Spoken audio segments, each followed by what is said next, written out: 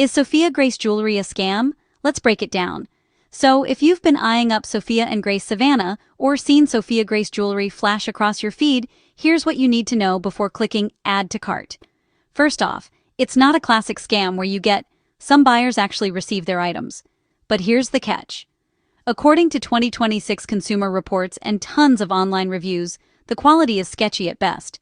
Think plasticine, flimsy, and sometimes broken straight out of the box. Not exactly what the ads promise, right? Now let's talk about customer service. Or, honestly, the lack of it. Many shoppers say their emails about returns or missing orders go completely unanswered. So, if something goes wrong, you might be left hanging. And about that fancy boutique branding? Turns out, a lot of the jewelry comes straight from China. That means shipping can drag on for weeks, and returning anything is a total headache. Looking at review sites like Trustpilot, Sophia and Grace Savannah scores as low as 1.2 out of 5 stars on some domains. The biggest gripes? Inferior quality and zero response if you get a defective product. Ouch!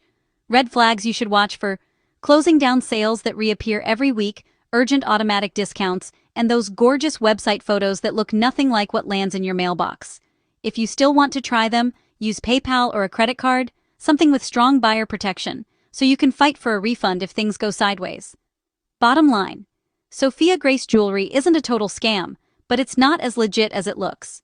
Shop smart, protect your money, and trust those reviews. They just might save you from sparkly disappointment.